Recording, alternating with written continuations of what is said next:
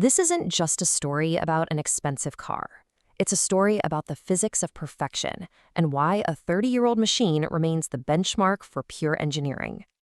$25 million. That's the number. Now, let's talk about the reason. Only 106 of these cars were ever made in total.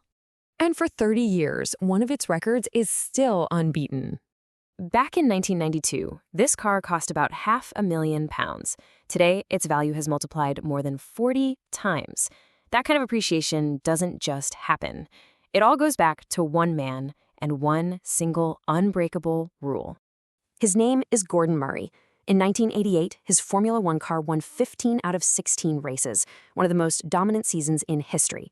Stuck at an airport that same year, he sketched out his idea for the perfect road car, based on one non-negotiable principle.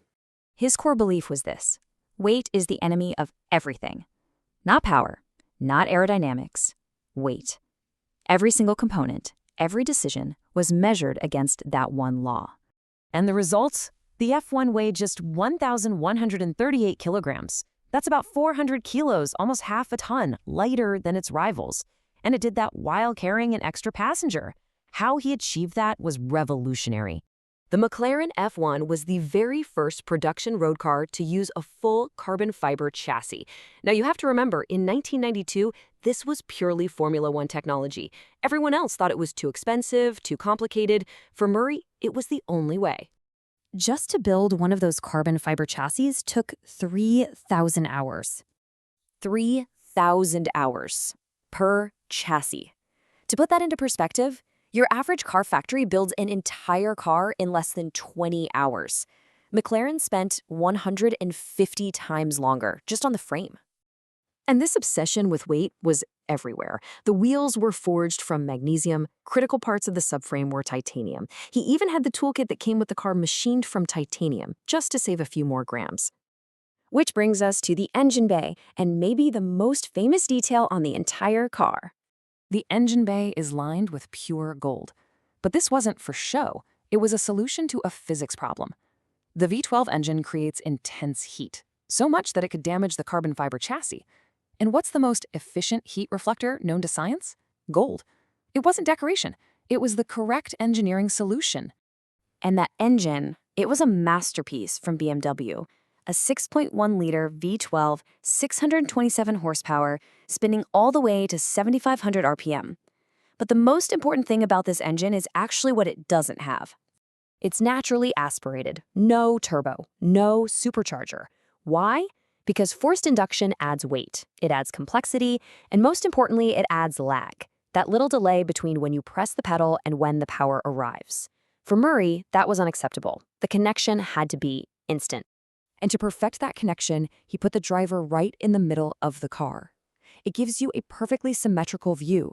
You feel cornering forces evenly. Your body is at the car's true center of gravity. It's the purest possible driver experience. The result of all this? On March 31st, 1998, the F1 prototype hit 240.1 miles per hour, setting a new world record. Now, other cars have gone faster since, but they all use turbos. To this day, the McLaren F1 is still the fastest naturally aspirated production car ever built. That record has never been broken. And this is what happens when that kind of engineering meets absolute scarcity. From £500,000 in 1992 to $5 million by 2014, $12 million by 2017, and now to over $25 million. Remember, of the 106 total cars made, only 64 were the original road car specification. That number will never go up. It's a closed set. The result is a return of over 4,600%. To put that in perspective, if you'd invested the same amount in Apple stock in 1992, your return would be 2,800%.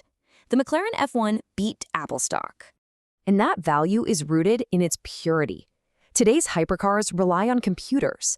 The F1 had no ABS, no traction control, no stability program, no paddle shift gearbox, no turbo, no driver aids at all. It was just the essential elements: a lightweight chassis, a naturally aspirated engine, a manual transmission, and the driver. Murray's philosophy was simple. If you need electronics to go fast, you have not engineered it properly.